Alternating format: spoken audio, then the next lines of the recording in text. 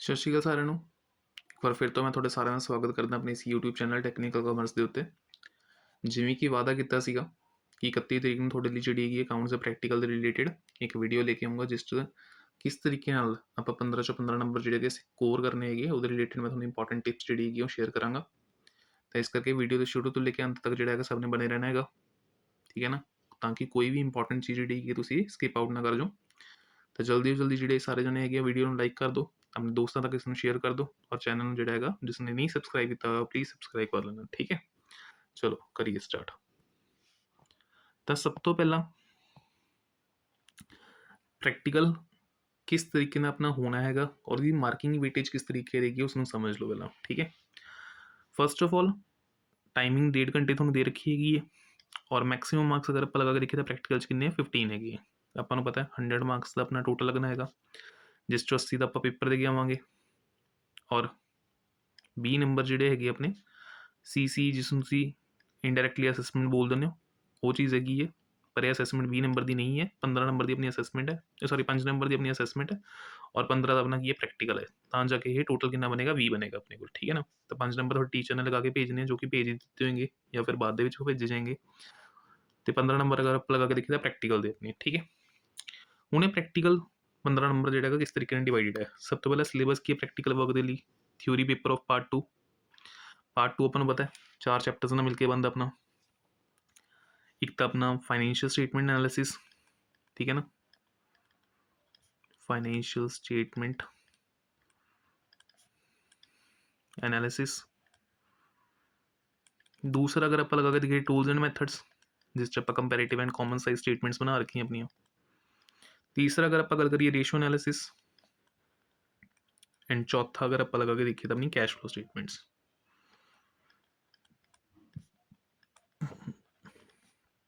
ਤਾਂ ਟੋਟਲ ਇਹਨਾਂ 4 ਟੌਪਿਕਸ ਨਾਲ ਮਿਲਾ ਕੇ ਅਗਰ ਆਪਾਂ ਲਗਾ ਕੇ ਦੇਖੀਏ ਤਾਂ ਆਪਣਾ ਪਾਰਟ 2 ਜਿਹੜਾ ਹੈਗਾ ਬਣਦਾ ਹੈ। ਹੁਣ ਇਹਦੀ ਮਾਰਕਿੰਗ ਵੇਟੇਜ ਕਿਸ ਤਰੀਕੇ ਨਾਲ ਲੱਗੀ ਹੈ 15 ਮਾਰਕਸ ਦੀ। ਸਕੂਲ 'ਚ ਤੁਹਾਡੇ ਤੋਂ ਪ੍ਰੈਕਟੀਕਲ ਨੋਟਬੁੱਕਸ ਬਣਵਾਈਆਂ ਹੋਈਆਂ ਯੂਨੀਮੈਕਸ ਵਗੈਰਾ ਦੀਆਂ, ਠੀਕ ਹੈ ਨਾ, ਤਾਂ ਉਹਦੇ 3 ਨੰਬਰ ਲੱਗਣੇ। ਐਕਸਟਰਨਲ ਜੋ ਤੁਹਾਡੇ ਤੋਂ ਵਾਈਵਾ ਰਿਲੇਟਡ ਕੁਐਸਚਨਸ ਪੁੱਛेंगे ਉਹਦੇ 3 ਨੰਬਰ ਹੈਗੇ ਅਗਰ ਆਪਾਂ ਲਗਾ ਕੇ ਦੇਖੀਏ।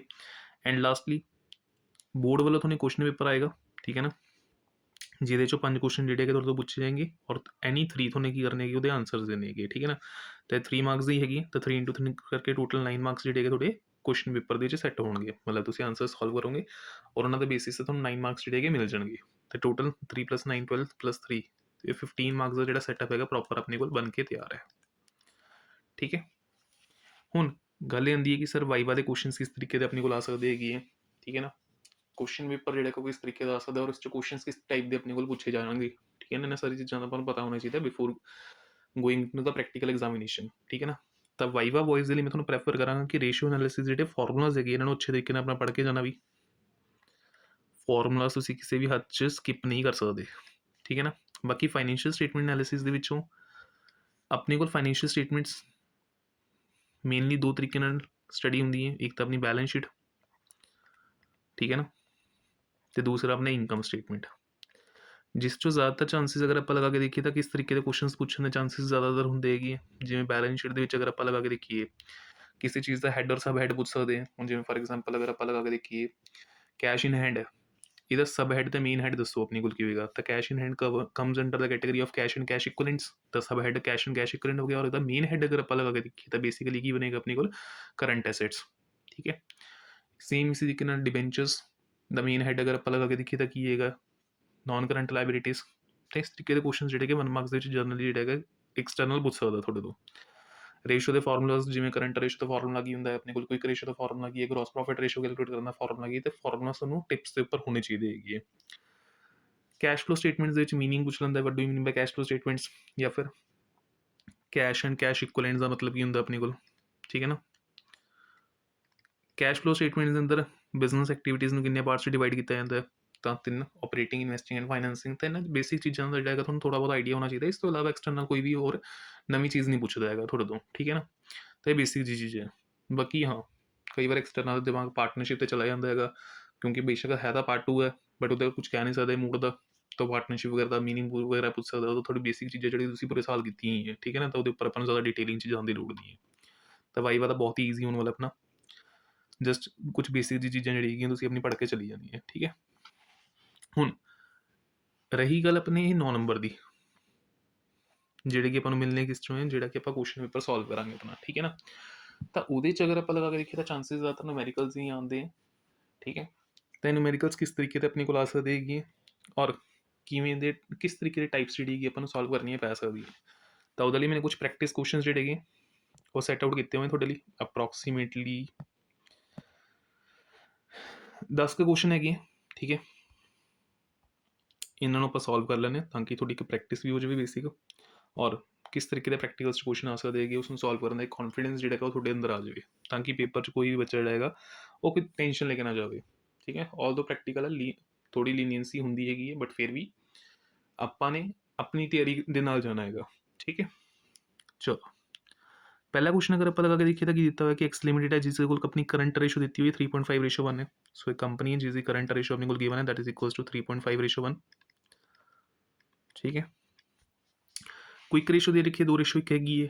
ਸਟਾਕ ਉਹਨਾਂ ਦਾ 30,000 ਰੁਪਏ ਆਪਾਂ ਨੇ ਫਾਈਂਡ ਆਊਟ ਕਰਨਾ, ਕਰੰਟ ਐਸੈਟਸ ਕਿੰਨੇ ਹੈ, ਕਰੰਟ ਲਾਇਬਿਲਿਟੀਜ਼ ਕਿੰਨੇ ਹੈ, ਔਰ ਕੁਇਕ ਐਸੈਟਸ ਕਿੰਨੇ ਹੈ। ਤਾਂ ਤਿੰਨ ਚੀਜ਼ਾਂ ਆਪਾਂ ਨੇ ਫਾਈਂਡ ਆਊਟ ਕਰਨੀ ਹੈਗੀਆਂ, current ratio, quick ratio, sorry current assets, quick assets and current liabilities, ਠੀਕ ਹੈ। We have to find out these 3 things. ਤੇ ਕੈਲਕੂਲੇਸ਼ਨਸ ਕਰਦੇ ਹਾਂ। ਕਰੰਟ ਰੇਸ਼ੋ ਦਾ ਫਾਰਮੂਲਾ ਅਗਰ ਆਪਾਂ ਲਗਾ ਕੇ ਦੇਖੀਏ ਤਾਂ ਕਿਆ ਹੁੰਦਾ ਆਪਣੇ ਕੋਲ, current assets upon current liabilities. So basically ਇਹਨਾਂ current assets and current liabilities ਦੀ ਆਪਣੇ ਕੋਲ ਰੇਸ਼ੋਜ਼ ਗਿਵਨ ਹੈ 3.5:1। क्रॉस मल्टीप्लीकेशन चाहिए ਆਪਾਂ ਤਾਂ current assets equals to 3.5 CL, ਇਹ ਆਪਣੀ ਇਕੁਏਸ਼ਨ ਬਣ ਜਾਏਗੀ ਇੱਕ ਤਰ੍ਹਾਂ ਦੀ, ਠੀਕ ਹੈ। ਇਸ ਨੂੰ ਆਪਾਂ ਅੱਗੇ ਸੋਲਵ ਆਊਟ ਫਿਲਹਾਲ ਨਹੀਂ ਕਰ ਸਕਦੇ, ਇਸ ਕਰਕੇ ਛੋੜ ਦਿੰਦੇ ਹਾਂ ਉਰੀ। ਨੈਕਸਟ ਆਪਣੀ ਕੋਲ ਕੁਇਕ ਰੇਸ਼ੋ ਦਿੱਤੀ ਹੋਈ ਹੈ, ਤਾਂ formula quick assets upon current liabilities. Quick ratio ਅਗਰ ਆਪਾਂ ਲਗਾ ਕੇ ਦੇਖੀਏ ਤਾਂ 2:1। ਕੁਇਕ ਐਸੈਟਸ ਨੂੰ ਕੱਢਣ ਦਾ formula current assets minus stock,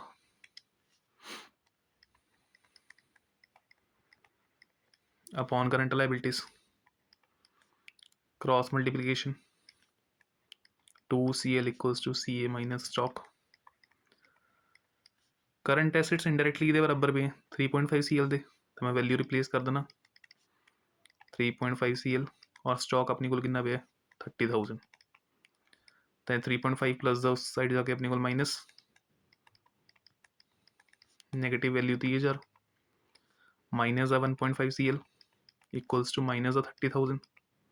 minus minus cancel out करके CL की वैल्यू 30,000 डिवाइडेड बाय 1.5, ठीक है ना। तो 30,000 ਨੂੰ अगर मैं 1.5 ਨਾਲ डिवाइड करांगा, value will be equal to 20,000 current liability. ਹੁਣ ਇਸ करंट लाइबिलिटी की वैल्यू अगर मैं इस इक्वेशन पुट करा 3.5 into 20,000 will be equals to 70,000। ये मेरे की आ गए करंट एसेट्स, ठीक है ना।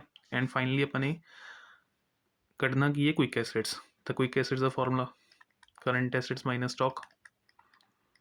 तो करंट एसेट्स आए अपने को 70 दे और स्टॉक सीगा 30 का, तो value will be equal to 40,000, ठीक है ना। तो ये हो गया अपना फर्स्ट क्वेश्चन सॉल्व, 3 नंबर आ गए भी अपने, ठीक है। देखो क्वेश्चन की मैं गारंटी नहीं ले रहा कि यही आएंगे, बट एक प्रैक्टिस भी जी नाम की चीज़ होंगी हैगी, इस करके प्रैक्टिस भी कर लोगे तो बोर्ड एग्जाम से तुम्हें बेनीफिट ही मिलेगा एक तरह का, ठीक है ना। नैक्सट इस बाद एक फर्म की करंट रेशो हैगी 3:1। वर्किंग कैपिटल दे रखी है 4 लाख की अपने को दी हुई है। कैलकुलेट करो करंट एसेट्स के होंगे, करंट लाइबिलिटीज के होंगे, और एसेट टेस्ट रेशो अगर इन्वेंट्री है 2.5 लाख रुपये के हिसाब नाल की होएगी अपने को, ठीक है। तो बेसिकली वर्किंग कैपिटल का फॉर्मूला की होंगे अपने को current assets minus current liabilities. तो वर्किंग कैपिटल मेरे को हैगी 4 लाख की, फिलहाल करंट रेशो गिवन है, तो करंट रेशो का फॉर्मूला की होंगे current assets upon current liabilities and the ratio will be 3:1। तो cross multiplication 3CL equals to CA,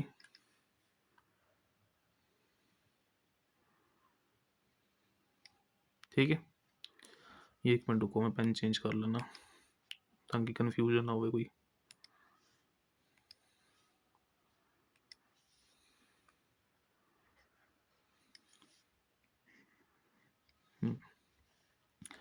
सब तो पहला करंट रेशो गिवन अपने को,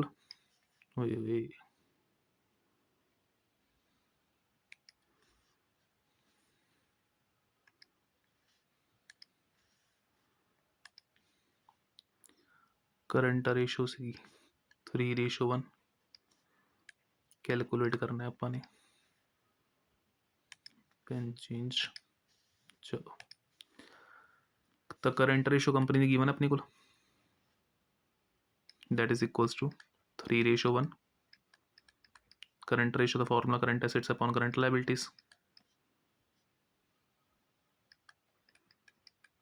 तो रेशो कितनी है 3:1 equals to C A upon C L so cross multiplication 3CL equals to C A ठीक है ना तो करंट एसेट की वैल्यू कि बराबर आ गई अपने को 3 करंट लायबिलिटीज इक्वल आ गई ठीक है ਹੁਣ वर्किंग कैपिटल का formula current assets minus current liabilities ਹੁੰਦਾ अपने को ठीक है ना तो वर्किंग कैपिटल कितनी है 4 ਲੱਖ ਦੀ है तो ਹੁਣ ਉਰੇ मैं करंट एसेट्स की वैल्यू ਨੂੰ ਕੀ ਕਰ ਸਕਦਾ रिप्लेस कर सकदा करंट एसेट्स की वैल्यू कितने बराबर है 3CL ਦੇ तो 3CL minus CL gives me 2CL this side 4 lakh ये 2 इधर आगे डिवाइड होकर 2 ਲੱਖ बना देगा सो करंट लायबिलिटी अपने को कितनी दी आ गई 2 ਲੱਖ ਦੀ ठीक है ना तो current liability will be ₹2 lakh तो करंट लायबिलिटी होगी 2 दी करंट एसेट हो गया अपने को 2 × 3 6 ਲੱਖ ਦੇ current assets and acid test ratio ਨੂੰ क्विक रेशो ही कहने ਆਪਾਂ ਤਾਂ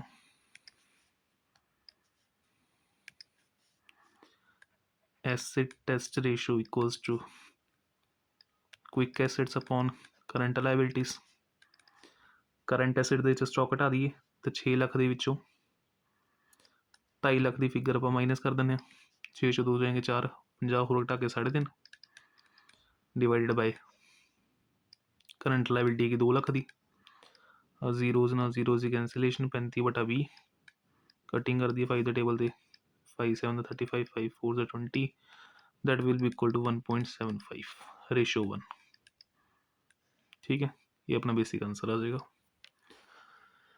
नेक्स्ट इस तो बाद करंट लायबिलिटीज दी हुई है टोटल डेट दे रखा है टोटल एसेट्स दिए हुए हैं कैलकुलेट करो डेट इक्विटी रेशो क्या होगी अपने को ठीक है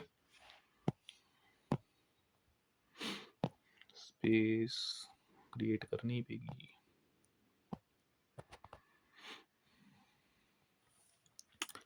तो कंपनी की करंट लायबिलिटी गिवन है 50,000 की ठीक है ना टोटल डेट दे रखे हैं 2 ਲੱਖ रुपए दे हैं और टोटल एसेट्स किन्ने है 325 दे डेट इक्विटी रेशो करते हैं आप पूरे कर लेने सॉल्व और एक स्पेस इस क्वेश्चन अगे देख लांगे कि स्पेस कट के सॉल्व करना या बाद च रेज कर लांगे नोरे तो करंट लायबिलिटी फिलहाल 50,000 है CL 50,000 इस तो अलावा टोटल डेट 2 ਲੱਖ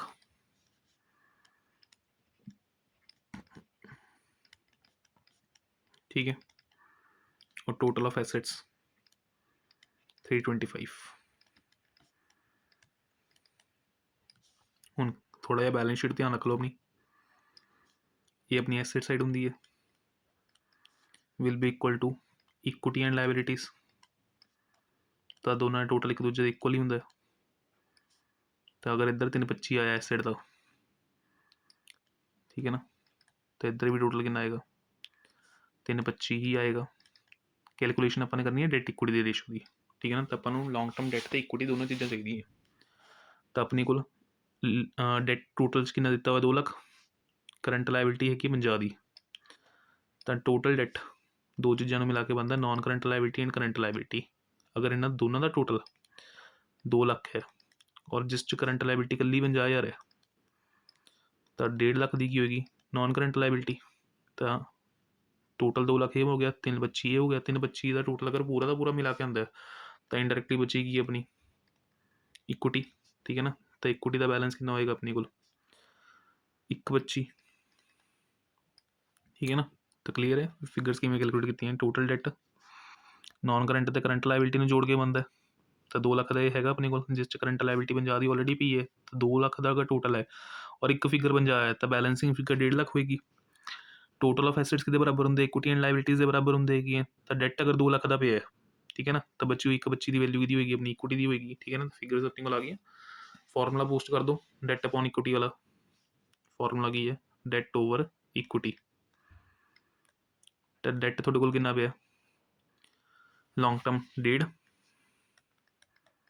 और इक्विटी कितनी पई है 1.25 ठीक है ना तो 150 डिवाइडेड बाय 125 अगर मैं करता तो 1.2 आ जाएगा अपने को आंसर ठीक है ना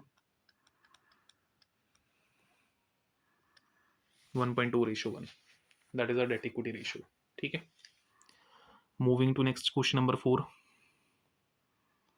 एक कंपनी की करंट रेशियो दी हुई है 2 रेशियो एक हैगी है फॉलोइंग ट्रांजैक्शन ਦੇ ਵਿੱਚ ਦੱਸਿਆ ਨੇ ਆਪਾਂ ਨੇ ਕਿਹੜੀ ਟ੍ਰਾਂਜੈਕਸ਼ਨ ਜਿਹੜੀ ਕੀ ਹੈ ਤਾਂ ਰੇਸ਼ੀਓ ਨੂੰ ਇੰਪਰੂਵ ਕਰ ਸਕਦੀ ਹੈ ਜਾਂ ਰਿਡਿਊਸ ਕਰ ਸਕਦੀ ਹੈ ਜਾਂ ਫਿਰ ਉਹਦਾ ਕੋਈ ਚੇਂਜ ਜਿਹੜਾ ਹੈਗਾ ਆਪਾਂ ਨੂੰ ਦੇਖਣ ਨੂੰ ਨਹੀਂ ਮਿਲੇਗਾ ਠੀਕ ਹੈ ਨਾ ਪਹਿਲੀ ਸਟੇਟਮੈਂਟ ਕੀ ਹੈ ਮੰਨ ਲਓ ਤੁਹਾਨੂੰ ਰੀਪੇਮੈਂਟ ਕਰ ਦਿੱਤੀ ਕਰੰਟ ਲਾਇਬਿਲਿਟੀ ਦੀ ठीक है ना देखो रेशो हैगी 2:1 तो मैं एज्यूम करदा कि करंट एसेट मेरे को 2 लाख देंगे और करंट लाइबिलिटी मेरे को 1 लाख रुपये देगी तो ही रेशो अपनी 2:1 बनेगी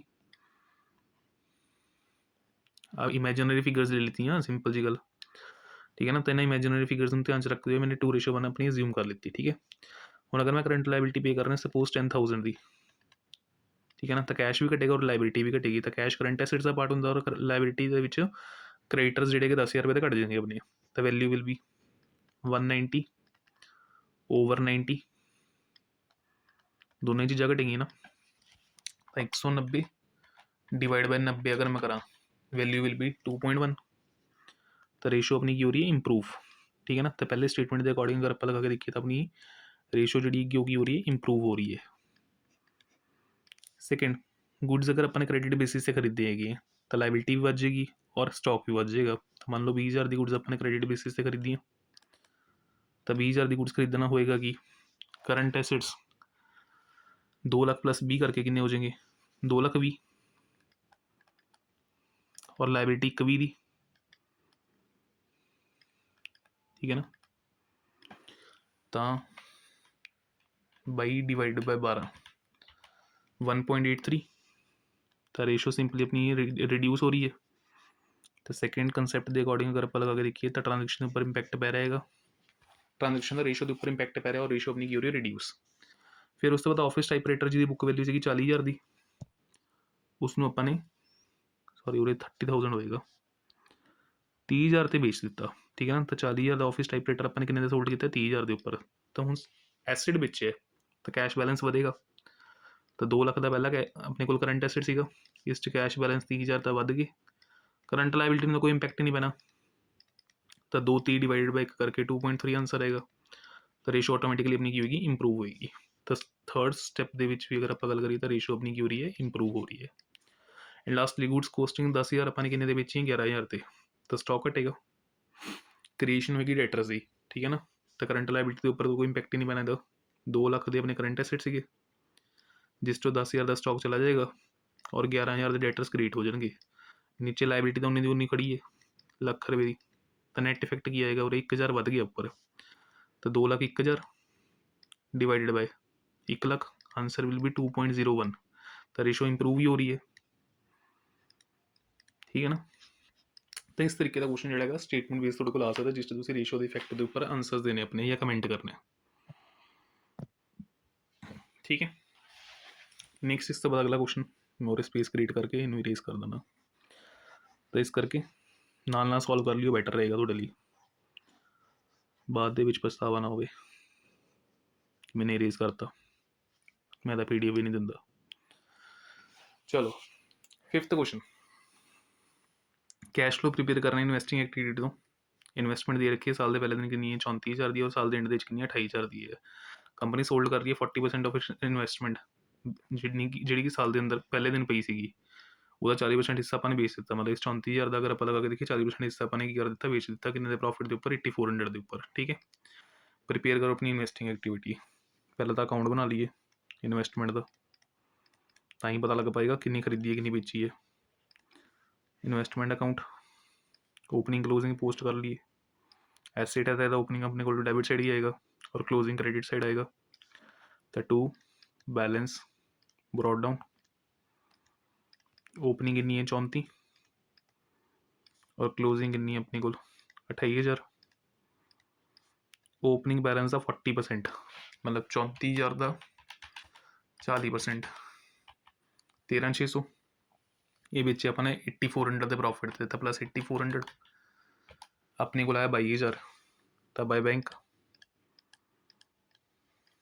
13,600 की बनती सी, 8400 के प्रॉफिट से बेची है, तो टोटल कितना हो जाएगा अपने को 22,000। इस साइड से to profit and loss account 8400, और डिफरेंस अपना की निकल जाएगा उरे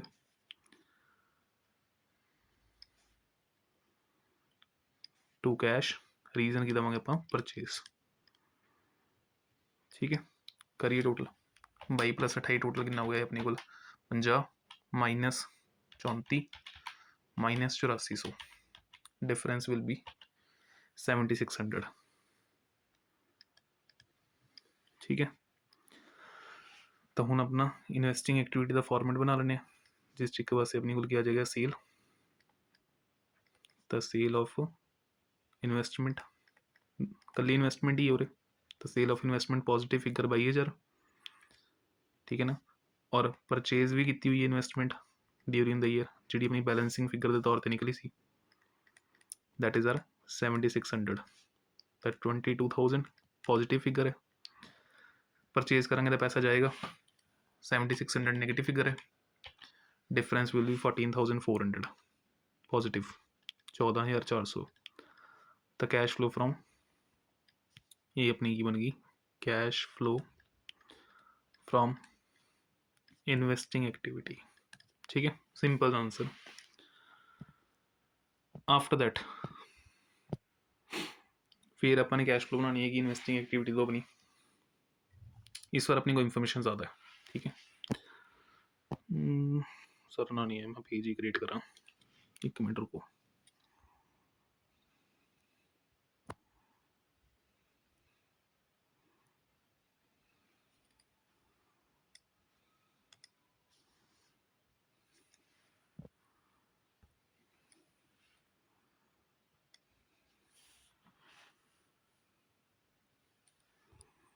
चलो पेज क्रिएट हो गया, हम इजीली आप सॉल्व कर लाँगे। Cash flow from investing activity अपने बनानी है, जिस अपने को प्लांट एंड मशीनरी दी हुई है, नॉन करंट एसेट्स इन्वेस्टमेंट दे रखी है, और एक लैंड दे रखी है। फिलहाल अगर आप लगा के देखिए तो एडजस्टमेंट अपने को लिखता प्लांट एंड मशीनरी से रिलेटेड है और एक लैंड से रिलेटेड है। तो नॉन करंट इन्वेस्टमेंट तो सिंपली अपनी 40 तो 1 लाख हो रही है, तो वध ही रही है, तो परचेज ही आएगी। तो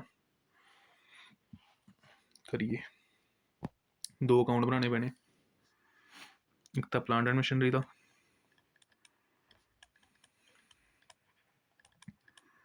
और दूसरा अगर आप लगा के देखिए तो लैंड का।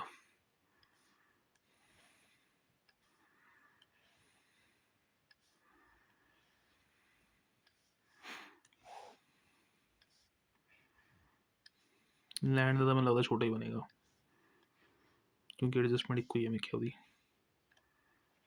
Land account, plant and machinery account, paper च बनाऊंगा तो पर्टिकुलर अमाउंट डेबिट क्रेडिट लिख देना साइडा दे। ठीक है ना, कि देखो नंबर घटा बैठा। तो हूँ ओपनिंग है 8.5 तो क्लोजिंग है 10 lakh, balance brought down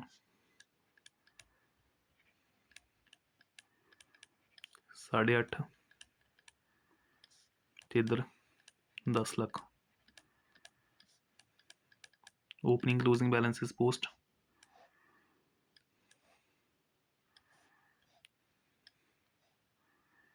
land भी चेक कर लेने, ओपनिंग क्लोजिंग कितनी भी है, 2 तो 1, तो 2 balance brought down 2 lakh by balance carry down 1 lakh. ठीक है ना, so opening closings are posted, फिर उस तो बाद टोटल्स करके इन्होंने अकाउंट्स मैच करने होंगे एंड हूँ एडिशनल इंफॉर्मेशन की आ रही है। प्लांट एंड मशीनरी डेप्रीसीएशन लगा दो 50,000 की। ठीक है ना, तो ये तो साल के दौरान वाली होगी, by depreciation 50,000 during the year. Next इस तो बाद प्लांट एंड मशीनरी की बुक वैल्यू 60,000 है, उसने अपन कितने बेचे 40 थे, तो बेसिकली बी द लॉस ही है। तो what goes out, plant and machinery having a book value of ₹60,000, देखिए कितना जा रही है अपन bank account debited 40,000 and loss transfer to P&L.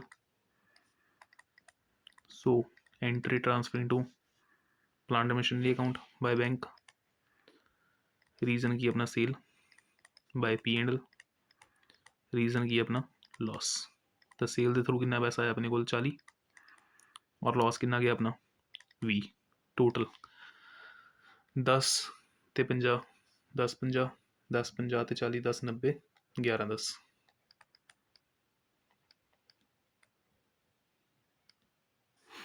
11 lakh 10,000 to cash. Reason की दवांगे ਆਪਾਂ परचेज. तो बैलेंसिंग फिगर निकलेगी अपने को 8.5 11 10 ਦੇ ਵਿੱਚੋਂ ਅਗਰ ਮੈਂ 8.5 ਮਾਈਨਸ ਕਰਦਾ 9.5 10.5 2 260 ਆ ਜਾਏਗਾ. ठीक है. तो ये अपनी आ गई परचेज. ये इन्वेस्टिंग एक्टिविटी ਦੇ ਵਿੱਚ ਐਜ਼ ਅ आउटफ्लो. ठीक है. नेगेटिव फिगर और ਜਿਹੜੀ सेल ਆਪਾਂ ਨੇ ਕੀਤੀ है ये अपनी इन्वेस्टिंग एक्टिविटी ਦੇ ਵਿੱਚ इनफ्लो पैसा आएगा अपने को सेल करके. ठीक है. लैंड अकाउंट 'ਚ ਵੀ ਕੀ ਆ ਗਿਆ ਸੀ ਇਹਨਾਂ ਨੇ लैंड अपन ने बेची है 60,000 के गेन के उपर. तो डिफरेंस अपन दिख ही रहा लाख रुपये ना घटी हुई है. तो बाय बैंक लाख रुपये की लैंड बेची है अपन ने. डिफरेंस जो अपन शो हो रहा है 60,000 के गेन से. तो अपने पल्ले कितना पे 61 और जो प्रॉफिट आएगा वो इस साइड पा देंगे to profit and loss account 60,000. Reason की अपना गेन. लॉस होंगे तो क्रेडिट साइड जाएगा, प्रॉफिट होगा तो डेबिट साइड आ जाएगा. मैच करके दोनों साइड्स 260 260. तो और पॉजिटिव फिगर ही है सेल के थ्रू अपने को कितना पैसा आया 61. तो इन्वेस्टिंग च पॉजिटिव. तो इन्वेस्टिंग एक्टिविटी बनाने अपनी. सब तो पहला sale of plant and machinery 40,000 positive. फिर सेल ऑफ लैंड 160 ये भी पॉजिटिव. फिर अपने को सीखा purchase by 260 plant and machinery का जो अपने ऊपर अकाउंट कड्डे. और एक अपनी नॉन करंट इन्वेस्टमेंट सी वो भी वधी सी. तो purchase of non current investment long term investment सी ना अपनी.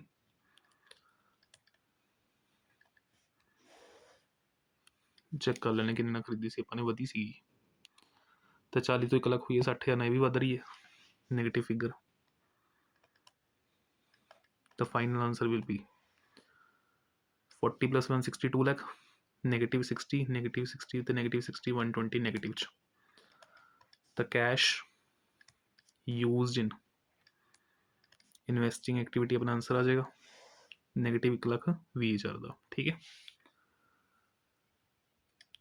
नेक्स्ट इस तो बाद अगला क्वेश्चन अपने को लिखिए रहे प्रिपेयर करो अपने को प्रोविजन फॉर टैक्सेशन अकाउंट. तो यही एक इंपॉर्टेंट एडजस्टमेंट है चाहे आप कैश फ्लो स्टेटमेंट सॉल्व कर रहे हैं चाहे एग्जाम के पॉइंट ऑफ व्यू अगर आप लगा देखिए तो 2 नंबर का क्वेश्चन अपने को आ सकता है जिससे प्रोविजन फॉर टैक्सेशन अकाउंट बनाने ली आ सकता है अपन. ठीक है ना. तो ये भी अपने को ओपनिंग क्लोजिंग बैलेंसेस गिवन कितने हुए हैं 1.5 लाख तो 2,10,000. ठीक है. और एक एडजस्टमेंट दी हुई कि साल के दौरान अपने प्रोविजन टैक्स के लिए होर मेनटेन करनी है दैट इज इक्वल्स टू ₹2,35,000. ठीक है. तो बनाने आप प्रोविजन फॉर टैक्स अकाउंट.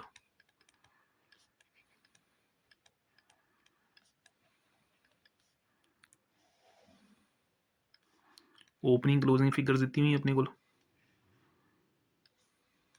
तो हम ध्यान रखना प्रोविजन का बैलेंस क्रेडिट साइड होंगे तो यदा balance brought down credit side पर करना. तो by balance brought down to balance carry down opening credit आएगा ध्यान रखियो. तो ओपनिंग कितना पे 1.5 तो क्लोजिंग है 2.10 1.5 तो 2.10. ਹੁਣ ਇਹਨਾਂ ਨੇ ਕਿਹਾ ਸਾਲ ਦੇ ਦੌਰਾਨ ਆਪਾਂ ਨੇ 2,35,000 ਦੀ ਨਵੀਂ ਪ੍ਰੋਵੀਜ਼ਨ ਬਣਾਉਣੀ ਹੈ ਤਾਂ ਪ੍ਰੋਵੀਜ਼ਨ ਬਣੇਗੀ ਕਿਸ ਚੋਂ out of the profits of the business. ਤਾਂ ਬੇਸਿਕਲੀ P&L ਚੋਂ ਕੱਢਣੀ ਪਏਗੀ ਆਪਾਂ ਨੂੰ ਪ੍ਰੋਵੀਜ਼ਨ ਔਰ ਪ੍ਰੋਵੀਜ਼ਨ ਦਾ ਬੈਲੈਂਸ ਕਿੱਥੇ ਹੁੰਦਾ ਹੈ ਕ੍ਰੈਡਿਟ ਸਾਈਡ ਤੇ. ਤਾਂ general entry will be provision for tax और ऊपर अकाउंट किहड़ा आएगा प्रॉफिट एंड लॉस अकाउंट. ठीक है. ये अपनी जर्नल एंट्री होगी. तो 2,35,000 की प्रोविजन बनाने क्या रखा सी आपां नूं. तो by profit and loss account value भी नहीं आनी है 235 टोटल कराइए इस साइड ਤਾਂ 2 ਤੇ 1 3, 385। ਇਸ 385 ਦੇ ਵਿੱਚੋਂ ਅਗਰ ਮੈਂ 2 10 ਮਾਈਨਸ ਕਰਾਂਗਾ, ਟੋਟਲ ਤਾਂ ਦੋਨੋਂ ਸਾਈਡ 385 385 ਵੀ ਕਰਨਾ ਪਏਗਾ ਆਪਾਂ ਨੂੰ। ਤਾਂ ਬੈਲੈਂਸਿੰਗ ਫਿਗਰ ਜਦੋਂ ਮੈਂ 385 ਦੇ ਵਿੱਚੋਂ 210 ਮਾਈਨਸ ਕਰਾਵਾਂਗਾ ਤਾਂ ਮੈਨੂੰ ਆਂਸਰ ਦੇਗੀ ਉਹ 2 ਕੈਸ਼ ਬੈਲੈਂਸਿੰਗ ਫਿਗਰ। ਰੀਜ਼ਨ ਆਪਾਂ ਕੀ ਦੇਵਾਂਗੇ, ਟੈਕਸ ਪੇਡ, ਠੀਕ ਹੈ ਨਾ। ਤਾਂ ਵੈਲਿਊ ਆ ਜਾਏਗੀ ਆਪਣੇ ਕੋਲ 175। 2 10 ਮਾਈਨਸ ਕਰਾ ਦਿਓ 385 ਚੋਂ, ਤਾਂ ਡਿਫਰੈਂਸ ਕਿੰਨਾ ਆਏਗਾ ਆਪਣੇ ਕੋਲ 175। ਬਸ ਇਹਨਾਂ ਦਾ ਰੱਖੋ। ਅਗਰ ਪ੍ਰੋਵੀਜ਼ਨ ਤੁਸੀਂ ਮੇਨਟੇਨ ਕਰੋਗੇ ਤਾਂ ਬੈਲੈਂਸਿੰਗ ਫਿਗਰ ਕਿਸ ਨਾਮ ਤੇ ਆਏਗੀ, ਟੈਕਸ ਪੇਡ, ਠੀਕ ਹੈ ਨਾ। ਪਰ ਅਗਰ ਕੁਐਸਚਨ ਤੁਹਾਨੂੰ ਲਿਖ ਕੇ ਦੇ ਰਿਹਾ ਕਿ ਤੁਹਾਨੂੰ ਟੈਕਸ ਕਿੰਨਾ ਪੇ ਕਰ ਰੱਖਿਆ ਹੈਗਾ ਤਾਂ ਤੁਸੀਂ ਉਸ ਕੇਸ 'ਚ 2 ਕੈਸ਼ ਦੀ ਐਂਟਰੀ ਪਾਓਗੇ ਔਰ ਡਿਫਰੈਂਸ ਤੁਹਾਡੇ ਕੋਲ ਕਿਸ ਨਾਮ ਤੇ ਨਿਕਲੇਗਾ, ਬਾਈ P&L, ਠੀਕ ਹੈ। ਓਪਨਿੰਗ ਕਲੋਜ਼ਿੰਗ ਦੇ ਨਾਲ ਤੁਹਾਡੇ ਕੋਲ ਸਿਰਫ ਇੱਕੋ ਐਡਜਸਟਮੈਂਟ ਆ ਸਕਦੀ ਹੈ, ਤਾਂ ਟੈਕਸ ਪ੍ਰੋਵੀਜ਼ਨ ਬਣਾਉਣ ਦੀ ਐਡਜਸਟਮੈਂਟ ਆਏਗੀ, ਜਾਂ ਤਾਂ ਐਡਜਸਟਮੈਂਟ ਕਿਸ ਚੀਜ਼ ਦੀ ਆਏਗੀ, ਪ੍ਰੋਵੀਜ਼ਨ ਮੇਨਟੇਨ ਕਰਨ ਦੀ, ਜਾਂ ਐਡਜਸਟਮੈਂਟ ਕਿਸ ਚੀਜ਼ ਦੀ ਆਏਗੀ ਕਿ ਤੁਸੀਂ ਟੈਕਸ ਪੇ ਕਰ ਦਿੱਤਾ ਹੈਗਾ ਇੰਨਾ। ਅਗਰ ਟੈਕਸ ਪੇ ਕਰ ਦਿੱਤਾ ਤਾਂ ਐਂਟਰੀ ਤੁਸੀਂ ਕਿਸ ਚੀਜ਼ ਦੀ ਪਾਣੀ ਹੈ, 2 ਕੈਸ਼ ਦੀ, ਔਰ ਬੈਲੈਂਸ ਕਿਸ ਨਾਮ ਤੇ ਆਏਗਾ, P&L ਦੇ ਨਾਮ ਤੇ। ਔਰ ਅਗਰ ਪ੍ਰੋਵੀਜ਼ਨ ਬਣਾਉਣ ਨੂੰ ਕਹਿ ਰੱਖਿਆ ਹੈਗਾ ਤਾਂ ਐਂਟਰੀ ਤੁਸੀਂ ਕਿਸ ਨਾਮ ਤੇ ਪਾਣੀ ਹੈ, P&L ਦੇ ਨਾਮ ਤੇ, ਔਰ ਬੈਲੈਂਸ ਕਿਸ ਨਾਮ ਤੇ ਨਿਕਲੇਗਾ, ਟੈਕਸ ਪੇਡ ਦੇ ਨਾਮ ਤੇ। ਤੇ ਇਹਦੇ ਨਾਲ ਦਾ ਸਿਮਿਲਰ ਕੁਐਸਚਨ ਮੈंने ਦੂਸਰਾ ਇੱਕ ਲਿਖਿਆ ਤਾਂ ਉਹਦੇ 'ਚ ਦੇਖੋ ਐਡਜਸਟਮੈਂਟ ਮੈंने ਕੀ ਦਿੱਤੀ ਹੈ, ਸਾਲ ਦੇ ਦੌਰਾਨ ਆਪਣੇ ਟੈਕਸ ਕਿੰਨਾ ਭਰ ਰੱਖਿਆ, 280। ਤਾਂ ਹੁਣ ਜਦੋਂ ਤੁਸੀਂ provision for tax the account ਬਣਾਓਗੇ ਤਾਂ ਓਪਨਿੰਗ ਕਿੰਨਾ ਆਏਗਾ, 320, ਜਿਵੇਂ ਮੈਂ ਉਰੇ ਰਫਲੀ ਬਣਾਵਾਂ ਤਾਂ ਓਪਨਿੰਗ ਤੁਸੀਂ ਕਿੰਨਾ ਪਾ ਦੋਗੇ, 320, ਔਰ ਕਲੋਜ਼ਿੰਗ ਕਿੰਨਾ ਪਾਓਗੇ, 4 ਲੱਖ। ਔਰ ਟੈਕਸ ਸਾਲ ਦੇ ਦੌਰਾਨ ਤੁਹਾਨੂੰ ਕਿੰਨਾ ਭਰ ਰੱਖਿਆ ਹੈਗਾ, 280, ਤਾਂ ਉਹਦੀ ਐਂਟਰੀ ਉਰੇ ਆ ਜਾਏਗੀ 2 ਕੈਸ਼। ਤਾਂ ਟੋਟਲ 4 ਤੇ 2 680। ਇਸ 680 ਦੇ ਵਿੱਚ ਅਗਰ ਮੈਂ 320 ਮਾਈਨਸ ਕਰਾਵਾਂ ਤਾਂ ਡਿਫਰੈਂਸ ਆਪਣੇ ਕੋਲ 260। ਇਹ ਆਪਣਾ ਕੀ ਆ ਜਾਏਗਾ, ਬਾਈ P&L, ਠੀਕ ਹੈ ਨਾ। ਤਾਂ ਕਹਿਣ ਦਾ ਮਤਲਬ ਕੀ ਹੈ, ਜਾਂ ਤਾਂ ਟੈਕਸ ਦੀ ਪ੍ਰੋਵੀਜ਼ਨ ਤੁਸੀਂ ਖੁਦ ਬਣਾ ਰਹੇ ਹੋਗੇ ਔਰ ਬੈਲੈਂਸ ਕਿਸ ਨਾਮ ਤੇ ਨਿਕਲੇਗਾ, ਪੇਡ ਦੇ ਨਾਮ ਤੇ, ਜਾਂ ਫਿਰ ਆਲਰੇਡੀ ਤੁਸੀਂ ਟੈਕਸ ਪੇ ਕਰ ਚੁੱਕੇ ਹੋਗੇ ਤਾਂ ਤੁਸੀਂ ਪ੍ਰੋਵੀਜ਼ਨ ਮੇਨਟੇਨ ਕਰੋਗੇ ਕਿਸ ਨਾਮ ਤੇ, P&L ਦੇ ਨਾਮ ਤੇ, ਠੀਕ ਹੈ ਨਾ। ਤਾਂ ਜਾਂ ਤਾਂ ਐਡਜਸਟਮੈਂਟ ਤੁਹਾਡੇ ਕੋਲ ਡੈਬਿਟ ਸਾਈਡ ਦੀ ਦਿੱਤੀ ਹੋਈ ਹੈ, ਬੈਲੈਂਸ ਕ੍ਰੈਡਿਟ ਤੇ ਨਿਕਲ ਜਾਏਗਾ, ਜਾਂ ਐਡਜਸਟਮੈਂਟ ਕ੍ਰੈਡਿਟ ਸਾਈਡ ਦਿੱਤੀ ਹੋਈ ਹੈ ਔਰ ਤੁਹਾਡੇ ਕੋਲ ਬੈਲੈਂਸ ਜਿਹੜਾ ਹੈਗਾ ਕਿੱਧਰ ਨਿਕਲ ਜਾਏਗਾ, ਡੈਬਿਟ ਸਾਈਡ ਤੇ, ਠੀਕ ਹੈ ਨਾ, ਰੈਸੀਪ੍ਰੋਕੇਟ ਇਫੈਕਟ। ਐਂਡ ਲਾਸਟਲੀ ਹੁਣ ਤੁਹਾਨੂੰ ਕੀ ਬਣਾਉਣੀ ਹੈ, ਆਪਣੀ ਕਾਮਨ ਸਾਈਜ਼ ਜਾਂ ਕੰਪੈਰੀਟਿਵ ਇਨਕਮ ਸਟੇਟਮੈਂਟ। ਤਾਂ ਇਹ ਤਾਂ ਤੁਹਾਨੂੰ ਸਭ ਨੂੰ ਆਉਂਦੀ ਹੋਏਗੀ, ਠੀਕ ਹੈ ਨਾ। ਤਾਂ ਇਹ ਮੈਂ ਤੁਹਾਨੂੰ ਫਿਲਹਾਲ ਤਾਂ ਕਰਵਾਉਣ ਨਹੀਂ ਲੱਗਿਆ, ਬਿਲਕੁਲ ਬੱਚਿਆਂ ਵਾਲਾ ਕੰਮ ਹੈ। ਕਾਮਨ ਸਾਈਜ਼ ਤੇ ਕੰਪੈਰੀਟਿਵ ਸਟੇਟਮੈਂਟ ਬਣਾਉਣੀ, ਫਾਰਮੈਟ ਵਾਈਜ਼ ਬਣਾਉਣਾ। ਪਹਿਲਾਂ ਸੇਲ ਆਪਣੀ ਕਿਹਦਾ ਪਾਰਟ ਹੈ, revenue from operation the part ਹੈ, ਤੇ ਆਪਣੀ ਇਨਕਮ ਹੋਗੀ। ਤਾਂ ਇਸ 'ਚੋਂ ਆਪਾਂ ਨੇ ਐਕਸਪੈਂਸਿਸ ਪਹਿਲਾਂ ਮਾਈਨਸ ਕਰਨੇ, ਕੋਸਟ ਆਫ ਗੁੱਡ ਸੋਲਡ ਦੇ ਇਨਡਾਇਰੈਕਟ ਐਕਸਪੈਂਸਿਸ। ਫਿਰ ਆਪਣੇ ਕੋਲ ਇਨਕਮ ਮਾਈਨਸ ਦੀਜ਼ ਐਕਸਪੈਂਸਿਸ ਕਰਕੇ ਵੈਲਿਊ ਕਿਹਦੀ ਨਿਕਲੇਗੀ, ਨੈਟ ਪ੍ਰੋਫਿਟ ਦੀ। ਉਸ ਨੈਟ ਪ੍ਰੋਫਿਟ ਦੇ ਵਿੱਚੋਂ ਆਪਾਂ ਨੇ ਕੀ ਮਾਈਨਸ ਕਰਨਾ ਹੁੰਦਾ, ਆਪਣਾ ਇਨਕਮ ਟੈਕਸ, ਠੀਕ ਹੈ ਨਾ। ਤਾਂ ਪਹਿਲਾਂ ਸਿਸਟਮੈਟਿਕਲੀ ਫਾਰਮੈਟ ਵਿੱਚ ਰਹਿ ਕੇ ਕਾਮਨ ਸਾਈਜ਼ ਮਤਲਬ ਆਪਣੀ P&L ਬਣਾਉਣਾ। ਫਿਰ ਉਸ ਤੋਂ ਬਾਅਦ ਕੁਐਸਚਨ ਧਿਆਨ ਨਾਲ ਦੇਖਣਾ ਵੀ ਕਾਮਨ ਸਾਈਜ਼ ਕੀ ਬਣਾਉਣਾ ਨੂੰ ਜਾਂ ਕੰਪੈਰੀਟਿਵ ਕਿਆ ਰੱਖਿਆ। ਕਾਮਨ ਸਾਈਜ਼ 'ਚ ਸਿਰਫ ਆਪਣੇ ਕੋਲ ਦੋਨੋਂ ਸਾਲ ਦੀ ਪਰਸੈਂਟੇਜ ਨਿਕਲੇਗੀ, ਔਰ ਕੰਪੈਰੀਟਿਵ 'ਚ ਅਗਰ ਆਪਾਂ ਲਗਾ ਕੇ ਦੇਖੀਏ ਤਾਂ ਪਹਿਲਾਂ ਚੇਂਜ ਕੱਢਾਂਗੇ, ਐਬਸੋਲੂਟ ਚੇਂਜ, ਫਿਰ ਆਪਣੇ ਕੋਲ ਉਸ ਤੋਂ ਬਾਅਦ ਕੀ ਨਿਕਲੇਗੀ, ਪਰਸੈਂਟੇਜ ਨਿਕਲੇਗੀ, ਠੀਕ ਹੈ। ਹੁਣ ਦੇਖੋ ਇਨਡਾਇਰੈਕਟ ਐਕਸਪੈਂਸਿਸ ਉਰੇ ਕਹਿ ਰੱਖੇ 25% ਆਫ GP। ਤਾਂ GP ਆਪਣੇ ਕੋਲ ਵੈਸੇ ਨੋਰਮਲ ਇਨਕਮ ਸਟੇਟਮੈਂਟ ਦੇ ਕੁਐਸਚਨ 'ਚ ਕਿਤੇ ਯੂਜ਼ ਨਹੀਂ ਹੁੰਦੀ, ਬਟ ਫਿਰ ਵੀ GP ਕੱਢਣ ਦਾ ਫਾਰਮੂਲਾ ਮੈਂ ਤੁਹਾਨੂੰ ਲਿਖ ਦਿੰਦਾ ਉਰੇ, ਸੇਲਸ ਮਾਈਨਸ COGS। ਤਾਂ ਇਹਦਾ ਬੇਸਿਕ ਅੰਡਰਸਟੈਂਡਿੰਗ ਹੈ, ਕੁਐਸਚਨ 'ਚ ਸੇਲ ਵੀ ਹੈਗੀ ਔਰ COGS ਵੀ ਹੈਗੀ ਹੈ। ਤਾਂ ਸੇਲ 'ਚੋਂ COGS ਮਾਈਨਸ ਕਰਕੇ GP ਕੱਢ ਲਿਓ, ਔਰ ਉਸ GP ਦਾ 25% ਤੁਹਾਨੇ 24 'ਚ ਕੀ ਕਰਨੇ, ਇੰਡਾਇਰੈਕਟ ਐਕਸਪੈਂਸਿਸ ਪੇ ਕਰਨੇ, ਔਰ 25 'ਚ 20% ਕੀ ਕਰਨੇ ਹੈਗੇ, ਇੰਡਾਇਰੈਕਟ ਐਕਸਪੈਂਸਿਸ ਪੇ ਕਰਨੇ ਹੈਗੇ, ਠੀਕ ਹੈ ਨਾ। ਤਾਂ ਕੈਲਕੂਲੇਸ਼ਨ ਪਰਸਪੈਕਟਿਵ ਨਾਲ ਤੁਹਾਡਾ ਵਰਕਿੰਗ ਨੋਟ ਬਣ ਜਾਏਗਾ ਇੱਕ ਤਰ੍ਹਾਂ ਦਾ, ਠੀਕ। ਤਾਂ ਕੁਛ ਇਸ ਤਰੀਕੇ ਦੇ ਕੁਐਸਚਨਸ ਦੀ ਤੁਸੀਂ ਐਕਸਪੈਕਟੇਸ਼ਨ ਕਰ ਸਕਦੇ ਹੋ ਕਿ ਤੁਹਾਨੂੰ ਜਿਹੜੇ ਹੈਗੇ ਆਪਣੇ ਪ੍ਰੈਕਟੀਕਲ ਕੁਐਸਚਨ ਪੇਪਰ 'ਚ ਦੇਖਣ ਨੂੰ ਮਿਲ ਜਾਣ, ਠੀਕ ਹੈ। ਹੋਪ ਸੋ ਕਿ ਇਹ ਵੀਡੀਓ ਜਿਹੜੀ ਹੈ ਤੁਹਾਡੇ ਸਭ ਵਾਸਤੇ ਜਿਹੜੀ ਹੈ ਹੈਲਪਫੁਲ ਹੋਏਗੀ। ਬਾਕੀ ਹਾਂ, ਜਿਵੇਂ ਵੀ ਆਪਣੇ ਕੋਲ ਅਗਰ ਬਾਈ ਚਾਂਸ ਕੋਈ ਪੇਪਰ ਆ ਗਿਆ, ਠੀਕ ਹੈ ਨਾ, ਪ੍ਰੈਕਟੀਕਲ ਐਗਜ਼ਾਮ ਦੇ ਰਿਲੇਟਿਡ, ਤਾਂ ਆਪਾਂ ਤੁਹਾਡੇ ਨਾਲ ਸ਼ੇਅਰ ਜ਼ਰੂਰ ਕਰਾਂਗੇ। ਤਦ ਤੱਕ ਦੇ ਲਈ ਤੁਸੀਂ ਇਸ ਚੈਨਲ ਦੇ ਉੱਪਰ ਬਣੇ ਰਹੋ, ਵੀਡੀਓ ਨੂੰ ਚੰਗੀ ਤਰ੍ਹਾਂ ਦੇਖ ਲਿਓ, ਤਾਂ ਕਿ ਕਿਸੇ ਵੀ ਤਰੀਕੇ ਦਾ ਅਗਰ ਕਿਸੇ ਨੂੰ ਕੋਈ ਡਾਊਟ ਹੋਵੇ ਤਾਂ ਉਹ ਦਿਮਾਗ 'ਚੋਂ ਨਿਕਲ ਜੇ। ਪਲੱਸ ਜਦੋਂ ਵੀ ਵਾਈਵਾ ਦੇਣੇ, ਬੀ ਕੌਨਫੀਡੈਂਟ ਕਿ ਤੁਹਾਡੇ ਟੌਪਿਕਸ ਜਿਹੜੇ ਕਿ ਤੁਹਾਨੂੰ ਕਲੀਅਰ ਹੈਗੇ ਹੈ। ਜਸਟ ਤੁਹਾਡੇ ਸਾਹਮਣੇ ਵਾਲੇ ਬੰਦੇ ਦੇ ਕੁਐਸਚਨਸ ਦਾ ਆਨਸਰ ਦੇਣਾ, ਤੁਹਾਡੀ ਤਿਆਰੀ ਅੱਛੇ ਤਰੀਕੇ ਨਾਲ ਹੈਗੀ ਹੈ, ਠੀਕ ਹੈ ਨਾ। ਆਪਣੇ ਅੰਦਰ ਇੰਨਾ ਕੌਨਫੀਡੈਂਸ ਰੱਖਣਾ। ਤੇ ਹੁਣ ਹਾਰਡਲੀ ਅਗਰ ਆਪਾਂ ਲਗਾ ਕੇ ਦੇਖੀਏ ਤਾਂ ਆਪਣੇ ਕੋਲ ਮਸਾਂ ਹੀ ਜਿਹੜਾ ਹੈਗਾ 20 ਦਿਨ ਦਾ ਟਾਈਮ ਪੀਰੀਅਡ ਬਚਿਆ। ਇਹ 20 ਦਿਨ ਦੇ ਅੰਦਰ ਜਿੰਨਾ ਤੁਹਾਡੇ ਤੋਂ ਹੋ ਸਕਦਾ ਆਪਣਾ 100% ਤੋਂ 100% ਜਿਹੜਾ ਹੈਗਾ ਐਫਰਟ ਲਗਾ ਦਿਓ ਆਪਣੀ ਪੜ੍ਹਾਈ ਦੇ ਉੱਪਰ। ਤੁਸੀਂ ਅਗਰ ਆਪਣਾ 100% ਦੇਣ ਨੂੰ ਤਿਆਰ ਹੋ, ਮੈਂ ਆਪਣਾ 1000% ਜਿਹੜਾ ਹੈਗਾ ਤੁਹਾਡੇ ਲਈ ਦੇਣ ਨੂੰ ਤਿਆਰ ਹਾਂ, ਬਟ ਸਿਰਫ ਤਾਂ ਹੀ ਅਗਰ ਤੁਸੀਂ ਮਿਹਨਤ ਕਰਨ ਨੂੰ ਤਿਆਰ ਹੋ, ਠੀਕ ਹੈ ਨਾ। ਤਾਂ ਇਸ ਕਰਕੇ ਸਾਰੇ ਜਿਹੜੇ ਹੈਗੇ ਆ ਚੰਗੀ ਤਰੀਕੇ ਨਾਲ ਆਪਣੀ ਤਿਆਰੀਆਂ 'ਚ ਲੱਗ ਜਾਓ, ਠੀਕ ਹੈ। ਆਲ ਦਾ ਬੈਸਟ ਸਾਰਿਆਂ ਨੂੰ, ਟਿਲ ਦੈਨ ਬਾਏ।